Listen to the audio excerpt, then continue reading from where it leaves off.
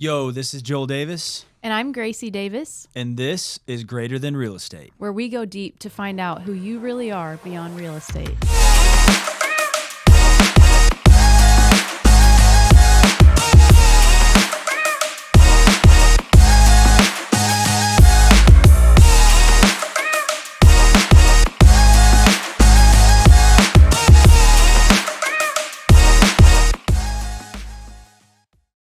Welcome. We're so excited to have Kim Sheffield on the podcast today.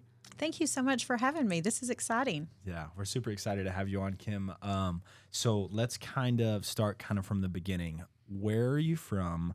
How'd you get into the title business? What led you into the title business?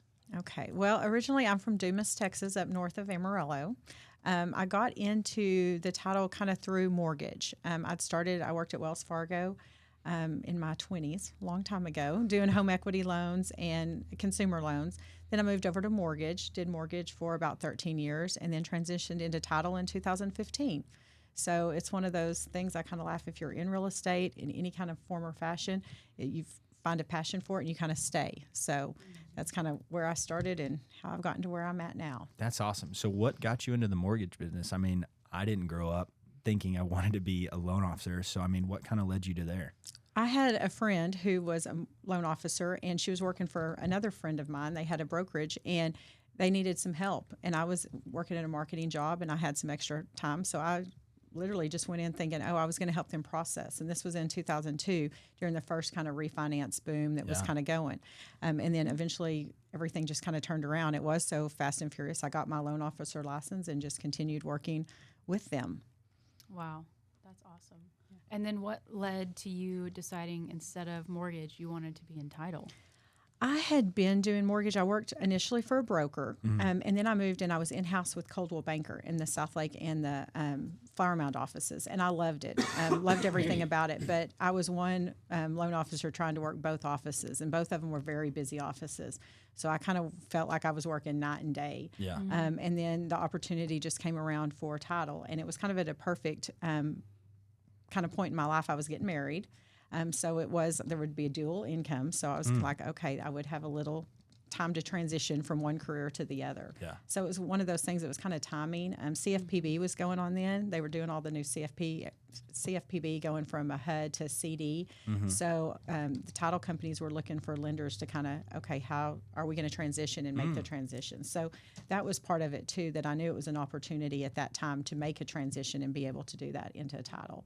That's awesome. Yeah. So I always love asking these questions for people that were in the business around 2008 and comparing it to the market today. You being a lender, which a lot of people blame us for all of 2008, what would you say is your biggest takeaway from 2008 till now? I think the market in 2008 and the market in 2000 and now are totally different. Yeah. Prior to 2008, I kind of laughed. If you had a pulse, you could get a mortgage. We could go down to 500 with 10% down. I mean, a 580 could get an 80-20 loan with escrows waived. So literally people were walking in, closing in, June.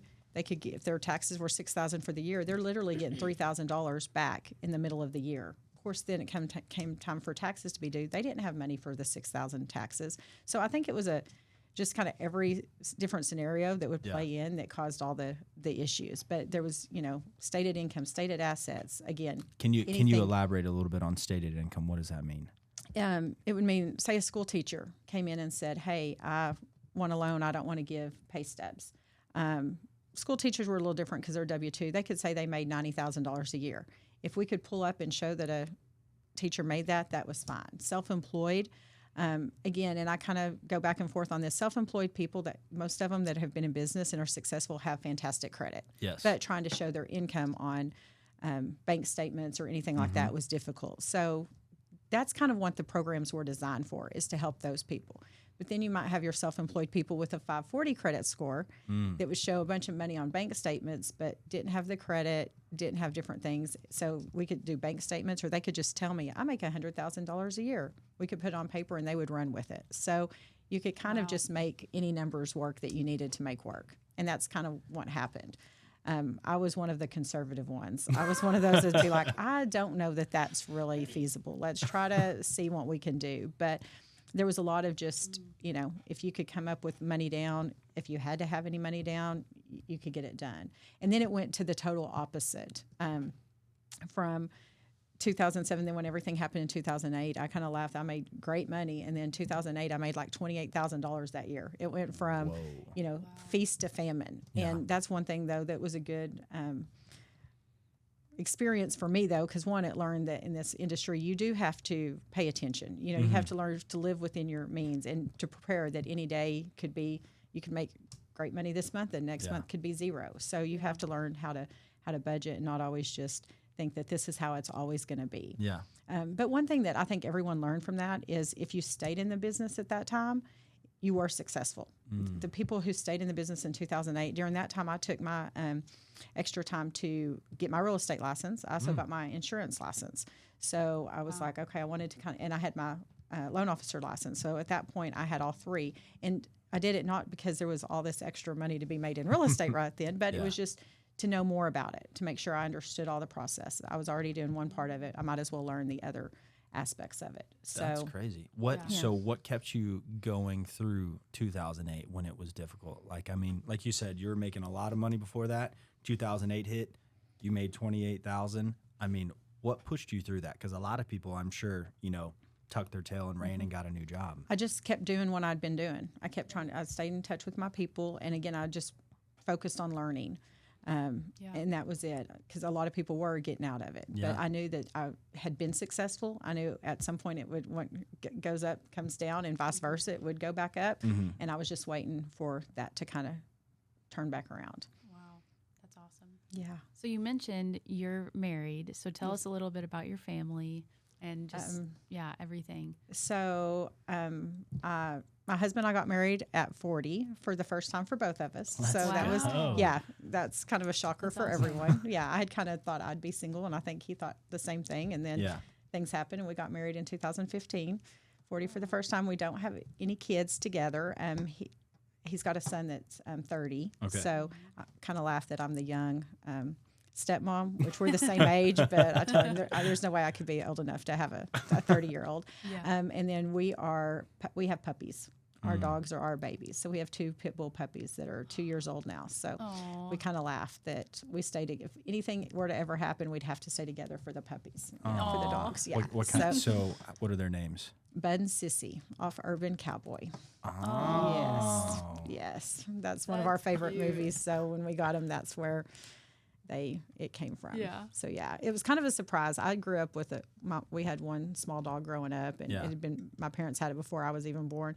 And that puppy or dog passed away when I was about 16, and I never had other dogs. And then we got together. Dog?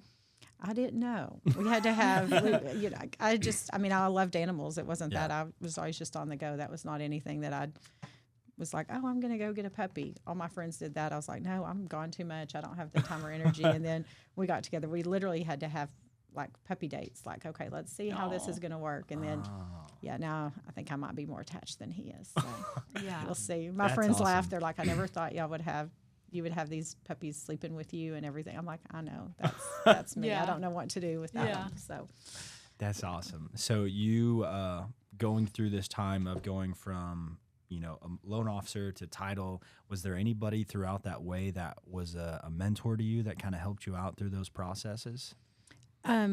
Yes. I mean, when I was doing the mortgage, again, I had a friend that I'd worked with at Texas Motor Speedway. That was my first job out of college. And this group of people I'd worked with there kind of mentored me through how to start mortgage. Ed Amarant and Venus Amarant and Stacy Galvan, they kind of walked me through, okay, here's what you do. Here's your steps in that part.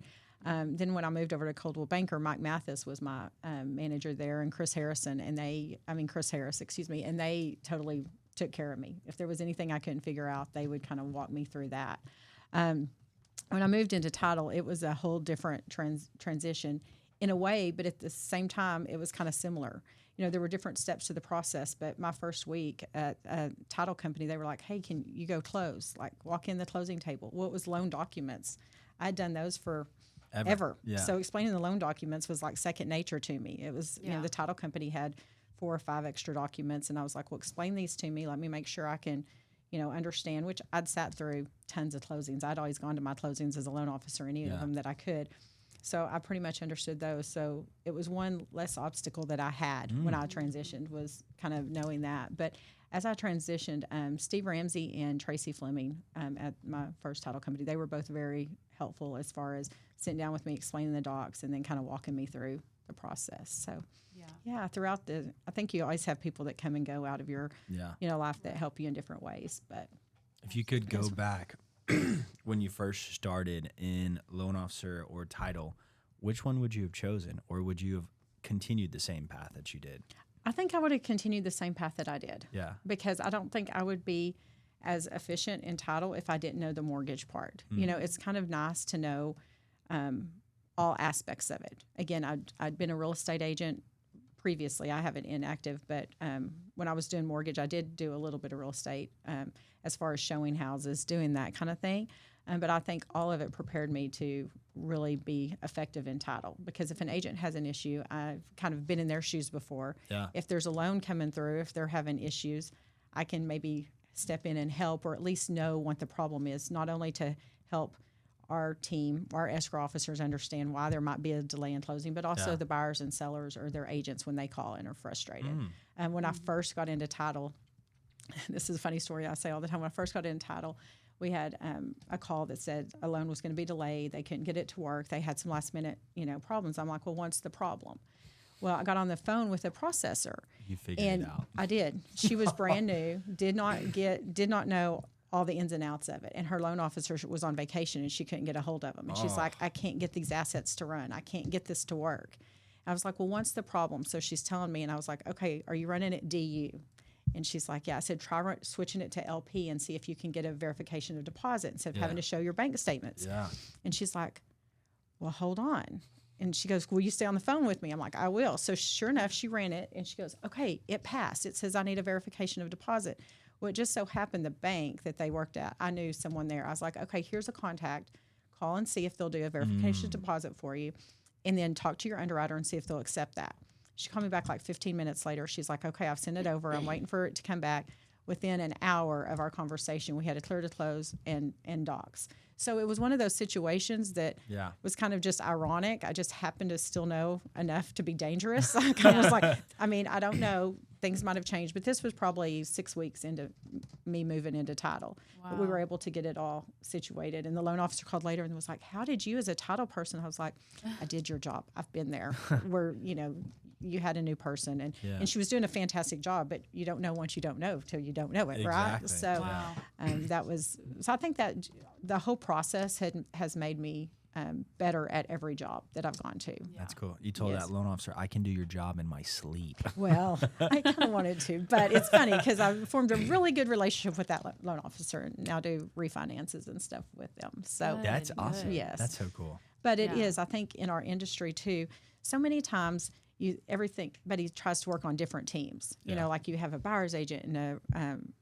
loan officer and a seller's agent and the title. And sometimes I feel like people think everybody's working on different sides. Yeah. So the more you can understand, we're all a team. We're all working on this together and communicate. Yes. That is when I always say communication. Anybody can handle any kind of information on a transaction. They might not be happy about it. Yeah. But you can handle the, information. If a lender says 3 days before closing, hey, look, we need another 2 days or whatever it might be. Everybody understands if they have that information ahead of time. But when it's closing day and everybody's packed up and ready to go, and then all of a sudden they're like, oh, yeah, we're going to be delayed, which that happens. But the more information and the more you communicate and everybody works as a team, the better off I think it is. And that's one thing when I moved into title, I had always felt it on the lender side. They're like, well, where are my documents and what's going on? And give me this. And I was like, okay, we're working on it. I've got this, everything like that. But sometimes you feel like you're working against each other. And the more that you can see you're working on the same team, the smoother everything seems to go. Yeah. That's why it's so important to have like a trusted group or a trusted team of people that can get the job done, but that are willing to communicate, and you do have a good relationship with them. And that's what Joel and I always talk about is it is a team effort, and our industry is all about relationships and building those relationships. And kind of going into that next question, part of what we do is about networking and building relationships. So in all of the areas that you've progressed throughout your career, you've had to network, you've had to have those relationships. So what are ways that you continue to network and really just continue to build like that trusted group of people around you, not only that you work with, but also with helping clients? That networking is difficult because sometimes you network with people and you think they're fantastic people on a personal level, but at the same time, you might not do business with those people just for different reasons. I think it's all a who fits with who. Yeah. You know, you have different people that just you attract once you put out there. I think you know if you put out the positive and you know your job and you take responsibility for your job and you have that level of responsibility. I think those are the kind of people that you attract. You know, there are a lot of networking things that you see that, you know, there's people that are at all these networking things, but then when it comes down to business and you're actually trying to get a hold of them, you can't because they're out networking. You know, that's been the biggest, just over my years of being in the business, that's the number one complaint, not necessarily from myself, but that I hear from other people. Hey, you referred me this person, but I haven't been able to get a hold of them for 2 days, but I'm seeing them all over Facebook at all these events. So I think on the networking, you have to be careful to make sure you're networking and getting there, but still taking care of your business, you know, at the table. But again, like you said, the networking and building your people, that's what it's all about. Again, going back on the title side, there's lenders that'll say, hey, you know, we're still working on this. We'll have you documents overnight. There's some that we're like, yeah, they will. We'll go ahead and, you know, book and we'll get you taken care of. And then there's some where like you've never been able to produce once you're telling. So we're going to kind of have to go off that. And I think it's vice versa. I think it's like that across the board. But I think you just, as you network, you kind of learn people. Yeah. And, you know, and again, it's also, I think we all know this, people want to work with different people. I mean, when I was in mortgage, it was kind of funny. I had a male that I worked with too. And sometimes I'd have to be like, hey, I'm going to give you this lead because they only want to work with a guy, you know, and then he'd call, hey, this lady, she only wants to work with female. She doesn't trust me.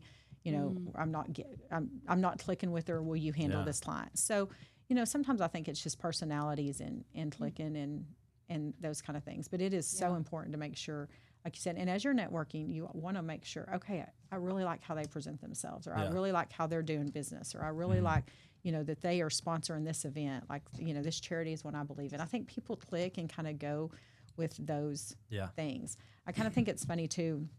We were having this discussion the other thing that networking is so important, but I think in our business too, the one-on-one relationships are where it's about. Like both of you, I met y'all on one-on-ones. You know, we do network and we do events and things like that together, but the one-on-one relationships really with my agents and loan officers and stuff. Again, we might have met it in networking, but it's so important on the follow-up, you know, to sit down and meet with people afterwards and get to know families and get to know you and, you know, what makes you click and how you work and, you know, those kind of things. But I think the whole business is personal relationships. 100%.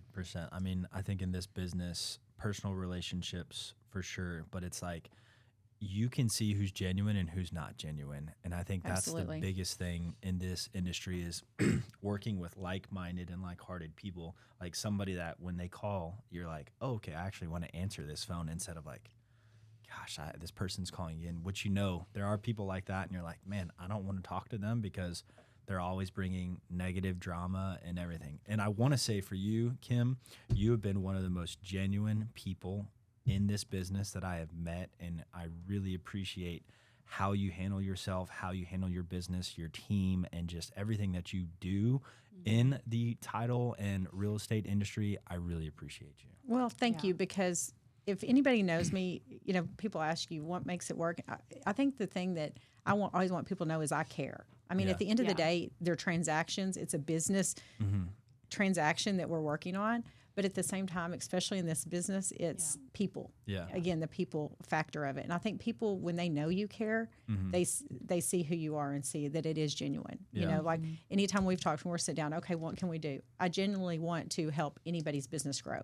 You know, anybody's. But like you said, you got to kind of see, okay, that's drama that I don't want to put myself in that situation. It's not worth it for my clients. It's not worth it for any of the other team that I work with or my escrow officers. I mean, we have very open conversations after transactions. And I'm like, okay, so, here's a new agent that you worked with. Do you want to work with, how did it go? How did you click with them? Yeah. And 9 times out of 10, it's fantastic. But every once in a while, there's one that they're like, nothing I did was right. It just brought me down. Like, okay, then they're better off working with someone else. Yeah. Like, it's not worth the one deal to make you miserable working the whole thing. And again, I think positivity attracts positivity. Yeah. So, right now that we're blessed, we were talking about this the other day in our offices, that the agents that we work with, the lenders we work with, the insurance people we work with, all our team, we genuinely care about each other. We're excited, like, oh yeah, we got a contract, and we're working. And if we get a call at 8:00 at night, and there's like, hey, I need this, I'm yourself, you're like, I'm working all this late tonight. Can you help with this? This just came up. The agent just called me. Okay, yeah, let's figure it out right now at 8. Like, there's no reason to wait till tomorrow when everybody's had all night to worry about it. If we can get an answer done in 15 minutes with all of us working together. So For sure. I think people don't know you care until they know how much you care. And I think that makes a world of difference. Yeah. Completely agree. Absolutely. So what is one piece of advice that you would give to somebody starting off in your career? In my career, Yeah.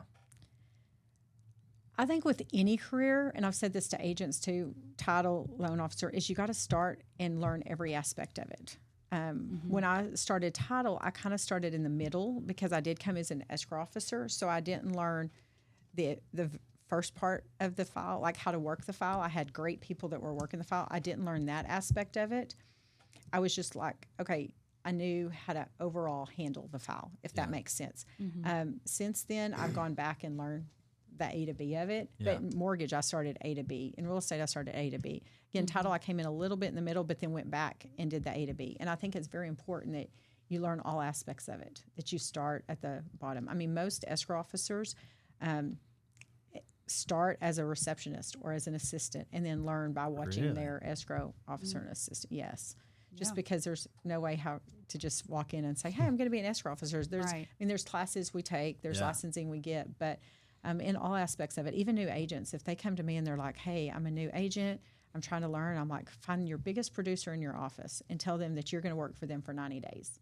And they're like, well, I'm not going to make any money. And I'm like, I know, but you have to invest in yourself. Yeah. But if you'll sit with them, you'll see step by step, they'll be willing to train you. And not all of them do, but most of them will take the time. Again, any of the top producers that I've ever really worked with, if anyone's willing to learn, they're willing to teach them. But I think that's the main thing is people think, oh, I'm just going to start it tomorrow in any career, whether it was mortgage, anything. I'm going to start it tomorrow and I'm just going to, make $100,000. Yeah. And everything like that. And I think it's also, you have to have a plan. Yeah. Like I do business plans with agent and that's it. They're like, I want to make 6 figures my first year. I'm like, okay, well, let's figure out, here's your sphere of influence. Here's where we go. And they're like, oh my goodness, I have to do work. I'm going to have to work 60 hours a week, and again, the formula is not perfect, but it kind of gives an idea, here's 60 hours a week. Expectations. Yes. Yeah. And then they're like, oh, well, I didn't realize that. I'm like, okay, in any industry, you have to, treat it like a job. And escrow is the same. You kind of have to learn with your escrow officer and any of the assistants that are like, okay, I want to be an escrow officer. I'm like, then sit with your escrow officer. Go in and sit in on their closings. Listen to how they're closing. You're going to have your own way of doing it, but it's always learning. I think you're never, you always have to be learning. Everybody's like, well, I was like, I know a little bit now. I've been out of mortgage enough, I call and I'm like, okay, wait, is this still in effect? How does that go? But you never know it all. There's always going to be a file. And I think that's the most important thing in our industry too, is admitting when you don't know something. Yes. So many people will just say something. I'm like, then if you tell them the wrong thing, you've lost all credibility. Exactly. People respect that's an interesting question. And I haven't had that one in a while. I just want to check all the guidelines and I'll get back. And you do your due diligence and you call them back, then you've earned that trust. But if you tell them wrong, then you're done for the whole transaction. So that's one thing I tell, whether it's escrow or mortgage or any real estate anything that comes up, if they're asking me a question, I'm like, make sure you know the answer. Because the first time you give the wrong one, you've lost everything. Yes. Yeah. I always tell agents when I'm talking to like, hey, if you ask me a question and I don't know it, I have no problem telling you I have no idea. Give me 30 minutes to figure it out and I'll get it.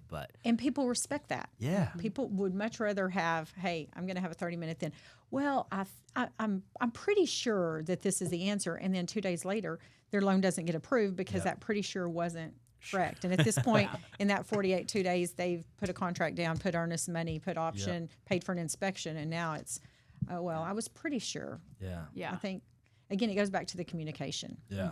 Yeah. So, of all the deals from mortgage side and title side, give me one crazy story that you can remember, like maybe a seller died during a transaction. I don't know. Do you remember any crazy stories that are just wild? There have been so many crazy stories. Again, every transaction is different. And just when you think it's all good, something else will come up. I think one of the craziest that we ever had was a lady came in to sign. She was selling a property. She came in to sign and said, we were like, okay, well, where's your husband? Well, he doesn't have to sign. Yes, he does. Like on a seller, it's Texas community property. He was on title. She had to sign. Long story short, went through all these different things on how he couldn't be there and everything. She later tried to come in dressed as her husband. No, she did. Yes. Had these coveralls, put a ball cap on, everything. Didn't have a driver's license, obviously, but she, well, here's my son. And you knew it was her. We're just like, okay, well, without a driver's license, we, can't close this. We just can't, And at that point, I think she knew better than to argue anymore. But it was one of those situations you're thinking, am I on like some kind of TV show? Is this a joke? Because you're like, are you really trying to portray yourself as your husband? And she was. But miraculously, about 5 o'clock that day, her husband did come in and sign. I thought you were going to say she killed him, and like that's why no, she was. It was trying. I know. That's what we were worried about. We're like, where is he? And then why is he it came so in, hard to get him here? Yes, and I don't know what transpired between that, but there's been that, and then on the mortgage side, there's the same name affidavit that people have to sign at closing. That's always interesting too, because as people sign that, we had a situation one time, and the lady signed it, and she had like 4 or 5 different names.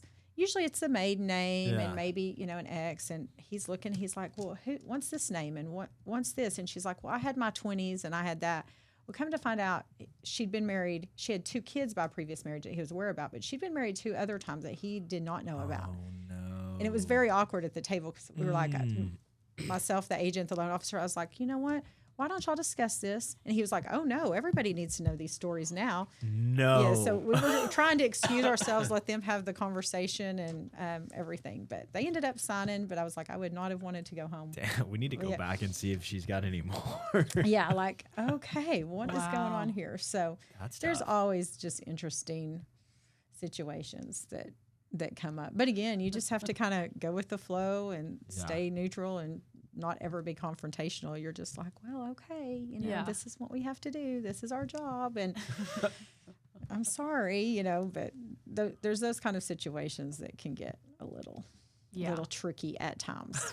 That's funny. Yes. So what is your biggest pet peeve in the industry that you have to deal with? Or the one thing where you're like, man, I really wish this would not come up, or I wish people knew X, Y, Z.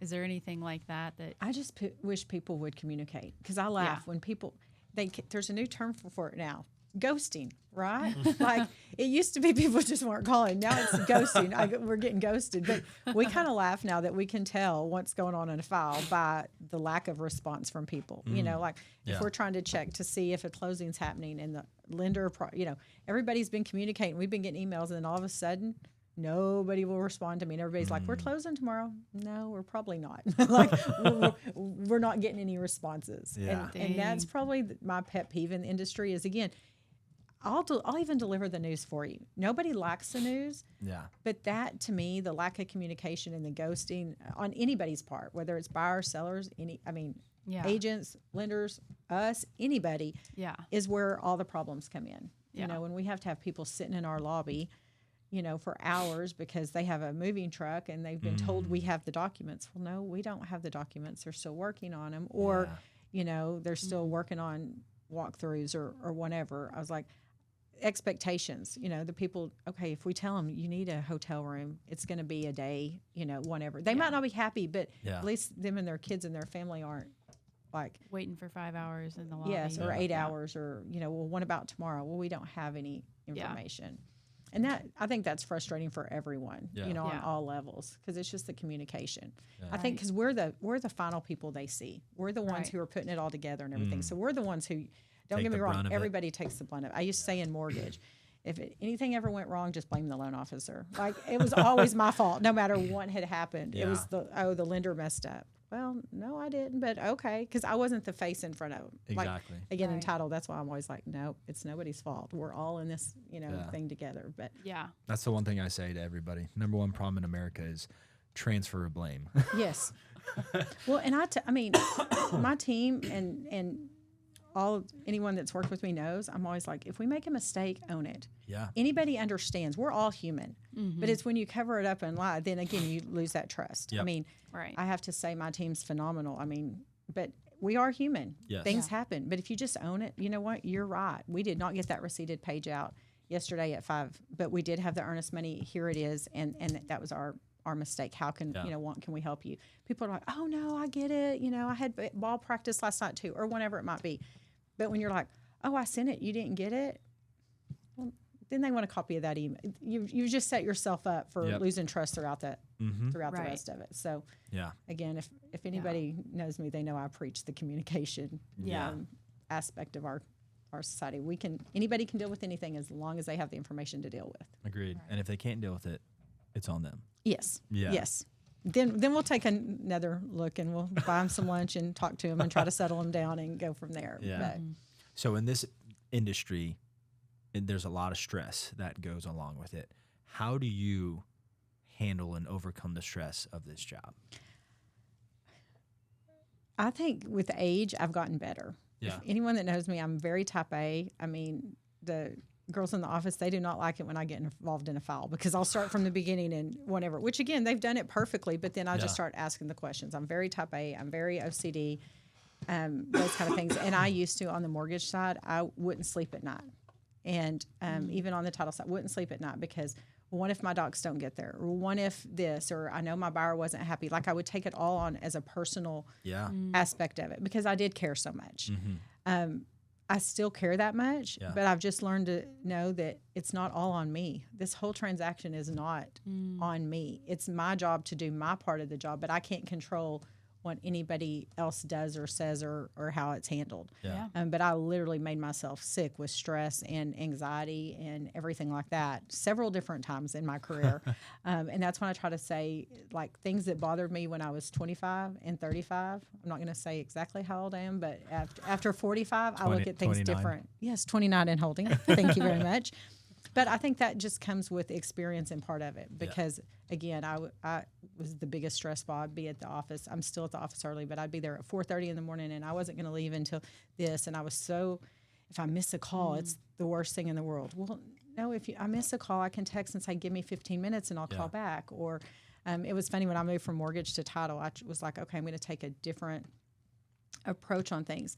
And the mortgage industry was different because if somebody calls you at 10 a.m. on a Saturday morning, if you don't pick up, they're going to someone else. Yep. So you do have to answer your phones and all that. On title, you're still doing that, but on a different level. It's usually the agent's calling or someone asking a question you can answer in 10 or 15 minutes, or I get an attorney involved, right? Or there's some aspect of that. So I still am working a lot on the weekends, but on the lender side, it was like we would go somewhere and I would be having my laptop out, not enjoying my personal life because I was so worried about that. Yeah. The very first weekend that I left mortgage and went into title, we had some friends that had a ranch and we went out there and they were all kind of talking. I'm like, what are y'all talking about? And they were like, this is the first time that you haven't been on your computer the whole time you've been here. Whoa. And that to me was a realization too, that work-life balance you have to have. Yeah. But again, different careers, you have that option. Again, Correct. I'm not saying I'm not on the phone on weekends and text message and stuff, but again, on the lender side, which is why I always have the utmost respect again from lenders because I've been there. Yeah. I mean, it's 10 a.m. They give you a call. Well, then you're doing a pre-approval. You're trying to get their documents. You're trying to do all that. It's like 3 hours later and you're working on that one client. And I don't know that people really understand all that goes into it. Yes. But that was a big difference I learned from mortgage to title. Mortgage, it was drop everything right then and know that you're going to work for an hour or two out. And sometimes it wouldn't. It could be that 30-minute pre-approval, but it was still you're having to get out and do your laptop, where on title it's a different level of what you have to do, outside the office. No one's looking for a title commitment on a Saturday at 10 a.m. Or if they do, they're like, we saw it. Can you resend it to us? Yeah. Something like that. Yeah. Right. So, Yeah, that's something that I've had to learn too. Is just like his schedule, because mine it's the same thing. I have my business hours 8 to 5, and occasionally I'll work after that or whatever. But I feel like at this point I've pretty much made people aware, like, this is when you can contact me. Like, we'll get the insurance set up before closing. Like, we will get it done. yes. But. It's not a life or death. I'm going to lose this house if you do not get me this insurance in the next 30 minutes. Where on the Correct. mortgage side it is. And that's a huge... Yeah. And that's been a big adjustment for me in just understanding like his schedule, because I'll, be wanting to spend time together on a Saturday or whatever it is. And then he needs to go get on the phone or do something for an hour. And I'm like, why? Yes. Why do you have to do this? Yes. Yeah. This isn't fair. Yes. But it's, something that has to be done. And, I admire him for his like commitment to be able to keep doing that and to continue building those relationships with the agents and making sure Absolutely. that And that's he has why their back. and that's why you've been successful, because they know that they can call. They Yeah. can Yeah. send their people to you. So it's a Yeah. fine line though. Like, Yeah. okay, I mean, I've been at weddings when I did mortgage. I'd be at a wedding and somebody be like, "Hey, I need this right now." I'm like, "Okay, well, here." Luckily, most times in my career, there was someone I could send back up to, like, "Hey, Yeah. I have so and so covering here. Please call them, and I'll follow up with you on Monday." Yeah. So they would do the application. I've always had good working relationships where there's somebody that can cover. But again, when you're loan officer, you need that. You want that. You're trying again, whether it's an agent that has used you for years, and Yeah. they expect that, or it's a new agent that you're trying to earn their business. Yep. It's a tough. I think the tough thing line. too, like for us too on the mortgage side, is one deals could be a lot of money. I mean, could really not. I'm not going to say change somebody's life, but I mean, one deal could literally pay all your bills for Right. that month. So it's just kind of a heightened awareness. Absolutely. Right. And the great thing is you now do have a team that Yeah. works with you as well.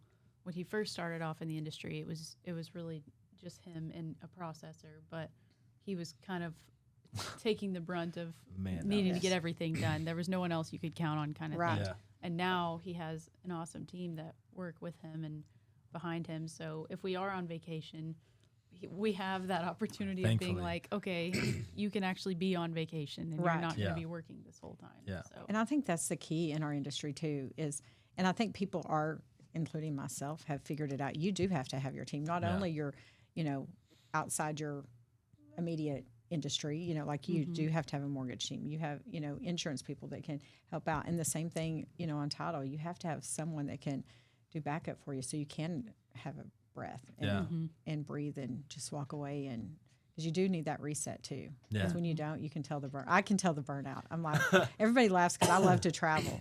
They're like, well, you go to all these crazy places, and I was like, the best. There's a reason why. There is the best checkout that I can do is when I travel out of the country and in a different time zone. Yeah. I went to Paris last month, I guess, and it was 7 hours difference. So it was perfect because I could check emails at the beginning of the day or at the end of the day, but during the day, everybody else was asleep, right? Yeah. So I got to actually enjoy the day, and then I could check in and still stay on top of stuff, but Yeah. nothing was falling through the cracks. So people kind of laugh. They're like, you go to all these places. I'm like, I know, but I can relax much better there than I can if I, go to Mexico. That's an hour difference. And I feel like Yep. the whole time I'm in there having to, even if it's forwarding emails or something, you just feel like you have to still be on a little bit. Yeah. So Yeah. that's my secret. Yeah. So you have grown a lot of teams and you've built a lot of teams. How has that aspect been for you in just a changing market? How has that been for you?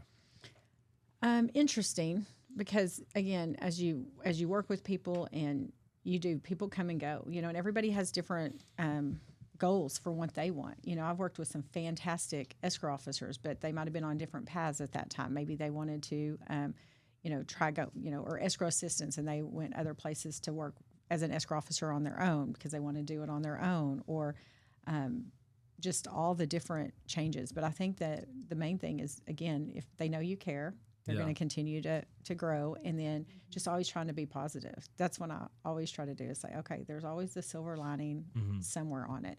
I've been really blessed too. The escrow officers that I currently work with, we've been working together since 2015. So there's also that level. Again, I know they're what they're great at, Yeah. which they're both phenomenal. I'm lucky to say, and they're almost more like family. We kind of laugh that we spend more time with each other than we do our families. So you Yeah. get to know it, and I think that's the main thing about forming teams is you have to know when to let people grow and do it on their own, when to hold tight and say, look. I mean, there's been situations that people are doing different things, and I'm like, please, like, I want to hold them back, but at the same time, I'm like, okay, but for you, this is going to be, you have to learn it on your own. You got to try this, on your own. You got to figure this out. Yeah. And that's the other thing is I've never one time been upset with somebody for trying to better themselves. If there's been positions, because again, I work for companies, and sometimes companies are like, here's what you can and can't do. So, someone needed more money. Single moms need to make more money here, and they come in and say, hey, I can get more there. I didn't have control on that. Yeah. Yeah. At the same time, it's like, no, I want you to please do what you have to do for you and your family. And I think that that's tough in our industry too, because you do put time and effort into people, and you love those people. They're Yeah. your people. And then as things grow and transition, when they're no longer your people, you still have to realize business is business and personal is personal. Yeah. So, and that can be hard sometimes when you are so close to people, and then you're having to make business decisions, or you're having to, have business discussions. You're like, this doesn't affect us personally, but business wise, here's the road you have to take. Yeah. So I think that's been interesting. We've seen a couple of people, have business relationships and friendships, and then choose to kind of go out on their own or choose to make a move. I've personally done it. And then we know a couple of agents that have done it, and like relationships are completely ruined. Yeah. And it's been really sad, to see that, because it's like, man, like, they wanted to better themselves. They wanted to, be happy for them. Like, they, made you a lot of money. And it's like, do you see people as dollar signs, or do you see people as like legitimate people? So I think you have to see people as legitimate people. I think that's the only reason it works. And, people leave for different reasons, and I've never been upset or not friends with someone because they've left. But I've been in those situations where I've made changes and people have been upset and everything. And my whole thing was, I gave you everything I had when I worked for you. I'm going to do the same at the next place.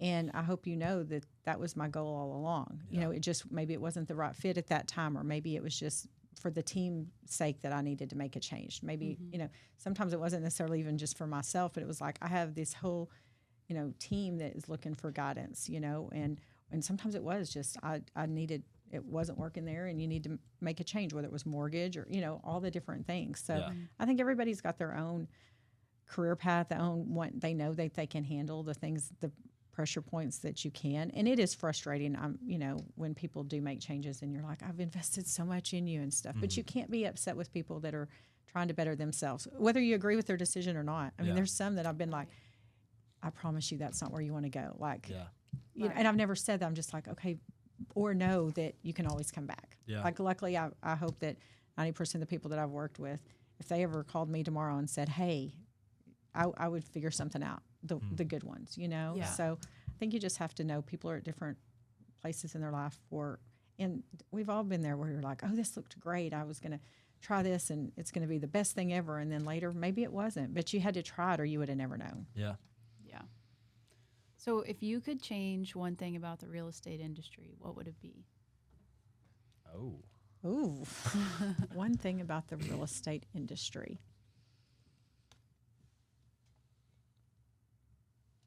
I would say probably the education of new agents. And again, anybody that's new in the industry, whether it's mortgage, title, anything, I think it's the education factor and the expectations. Again, people expect to come into the industry. They see selling sunset and, all these things and think that's what it is. You can walk in and that's what happens. But, I've had new agents that have reached out to me and said, hey, will you pay for my Tom Ferry? Or will you, one, that's illegal and I can't. But two, I try to tell people too, look at it like college. Like, if you want to be an engineer, you have to go through 4 years of college, and you're putting that investment in. Yeah. So before you can have someone else invest in you, you need to invest in yourself. And again, do the real estate classes, which I think is great. But then I'm like, again, get you a mentor, even if you're not making any money for 90 days Yeah. or something like, Yeah. because too many times on our end, we see big mistakes that cost people a lot of money by people who just haven't learned. Yeah. You know, it's somebody brand new that doesn't have a mentor or, but that's what I would say is I wish more people would invest in themselves. And again, not just as real estate agents, but as loan officers, as a title, all of it, that there was more, you have to know what you're doing. It's not Yeah. just let me go out there and see what I can figure out. Yeah, and I admire you for really wanting to understand like multiple aspects of the process and being willing to just say, I'm going to get my insurance license, my real estate license, my loan officer, like all of these things because you want to be better at what you do in your arena. And you can really, if there were more people that were willing to do that kind of thing, and like you said, just education, take on that that opportunity to learn, there would be a lot more success in When in you the can tell the industry. successful people, because Yeah. they do continue to learn and continue Yeah. to try to grow and Right. figure things out. And I do business development at this point and manage but on the business development side, it amazes me how many people in the title industry don't know title that are out there doing business development. Like a great thing for our team is I can tell an agent, okay, I mean, the closers, they might be in closings back to back all day, but Yeah. you get two for the price of one. If you can't get a hold of your closer, you're calling me. I Yeah. can find that answer out, or I know that answer. Yeah. So it amazes me how many people are in the industry that don't know what they're talking about. Like they're doing Yeah. these, they're doing networking and all this stuff. But when it comes to the questions about what they're actually selling, Yeah. what are you selling? And even, Right. whether it's agents or mortgage or anything, like mortgage, I know enough, like I said, to be dangerous. I Yeah. know what programs used to be and stuff, but I'm not the expert now. I don't. I mean, Yeah. I call frequently going, okay, wait, are seller concessions still, 3% on conventional but they change all the time. So you always Right. want to refer to the experts, but Right. I can at least talk knowledgeable about it. I met Right. with an ag lender the other day and we were just talking. I was like, okay, so over 10 acres, can you do this? And, talking about the different endorsements on the taxes. And he's like, I've never had a title person that wasn't an escrow officer know that. And I was like, well, because I do know both. And I just Yeah. think it's beneficial to everyone that you work with. The more you know, the more of a resource you are. And I think Yeah. that's a big thing in our industry too, is to have your resources. Yeah. For those who may not be as familiar with like the process, just your everyday people that maybe haven't purchased a home yet, can you kind of explain to them the different roles of title and really what the title company does in the home buying and selling process? Yes. So we handle the escrow. I always say that we're the money people. We make everything come together. Okay. And I actually do a class that I try to get agents to come to and different things called contract to close, because even agents, lenders, not everybody always sees all sides of it. And again, as I've worked all sides, you kind of see, but we kind of bring it all together. Our main job as a title company is to ensure title, to make sure that there are no liens on the property. So if you're buying a house today and John Smith has owned the house for 40 years, we do a title search to make sure there's no liens on the property. So guess what? We're lucky. He has paid that house off free and clear. There's no lien. However, he's had some trouble on his taxes the last 3 years. Those are due. We have to make sure those are collected. So when you as the buyer purchase that home, the only liens on the property would be your mortgage. That there's and they nothing, wouldn't take on those taxes. and you wouldn't take on those. So that is the main part of title insurance. People are like, whenever we kind of say it's different than like the insurance that you sell, because it's not, you pay one fee one time and then you're insured as long as you own the property. Yeah. So it's a one-time guarantee that your title is clean. legitimate. Yes. And then, for instance, say you've owned the home for 3 years and you get something that says, Mr. Smith, guess what? He had, I don't know, he did have a mortgage. He just failed to disclose it and it didn't show up on title, something like that. We as a title company would then work with the seller to get that squared away. That's what your title insurance does, kind of clear that. So a lot of times, I had a friend call the other day. She's like, her grandmother's buying a house from somebody. They don't want to do title insurance, this and that. Well, the person they're buying the house from, her husband had passed away 2 years ago. She, they had some kids. They had some stepkids. And I was like, they didn't do a probated will. I'm like, you're asking for trouble, because if any of those kids ever come back later and didn't have claim, I mean, you can close it without title insurance. You can make it happen, but do you want to pay $2,000 for the title insurance, or do you want to be in court in 3 years fighting these kids to say who had rights to the property? So we just kind of bring it all together. The lender Yeah. sends us, everybody's money comes to us. The earnest money comes to us.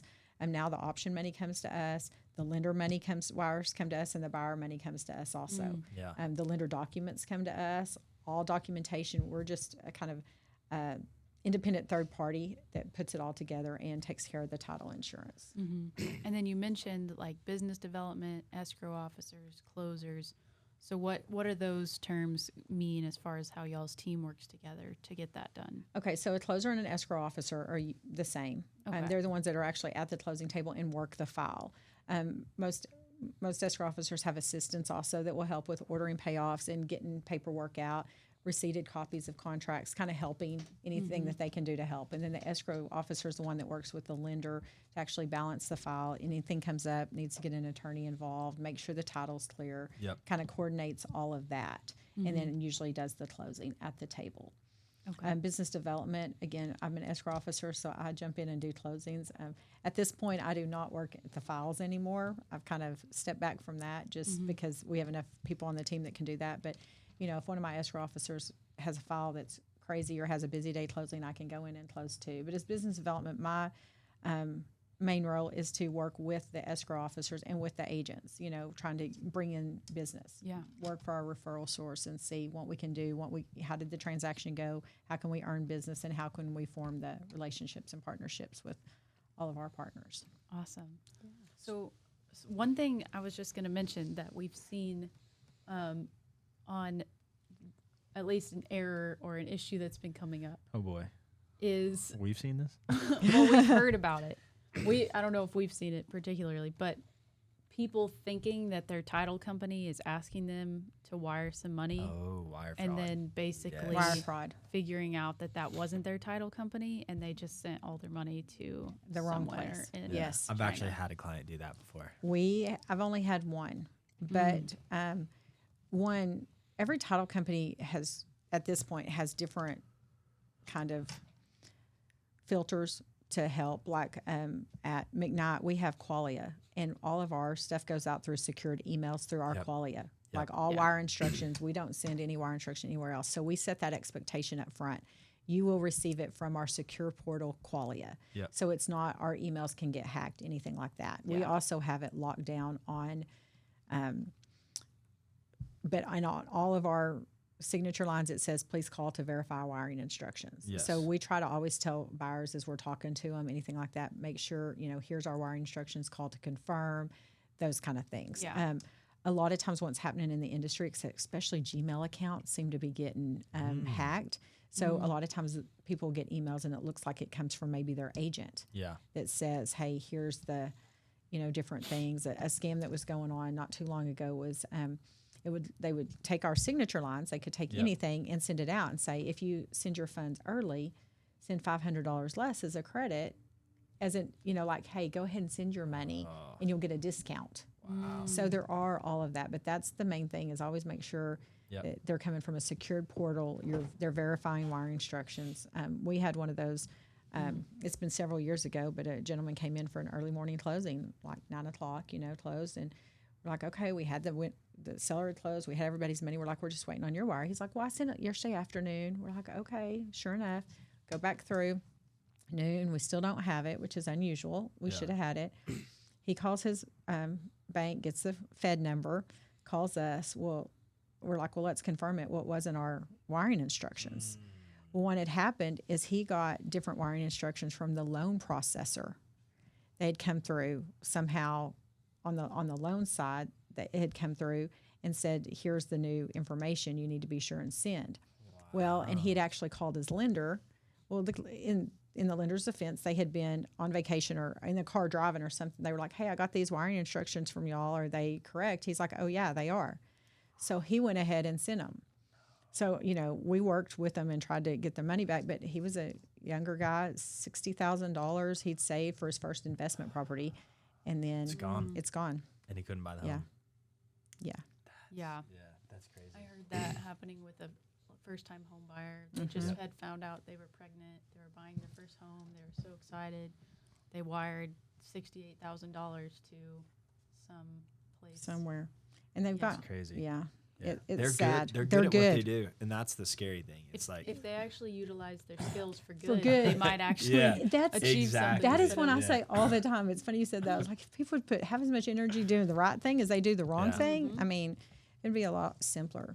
Yeah. Yeah, that is a big thing in the industry that I know across the board. I know even a bunch of agents, lender, everybody's always like, call Well, I think it's and good to verify talk wiring. about because especially if you're somebody buying a home for the first time and you've never heard about this scam, like, know about it. Exactly. Know that is something that could Yes. happen, and always double check, triple check. Double- yes. Call your lender, call your title company. Like, Yes. make sure Agreed. that this is legit. Yeah, 100%. Because Absolutely. this is some people's biggest purchase they'll ever make. This and is if like they lose- 99% of people's biggest purchase.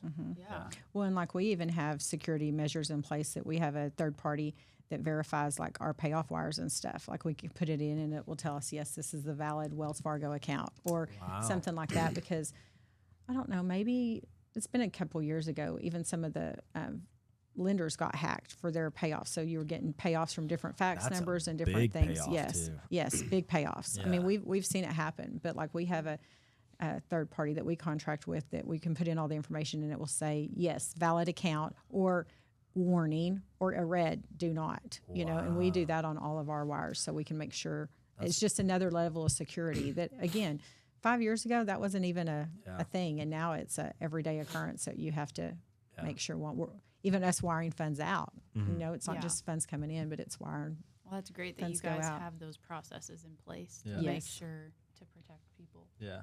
So you've been in the title business since 2015. Success has changed from the beginning till now. What do you define as success? I define success as the happiness at the end of the day and that you're doing what you love. Yeah.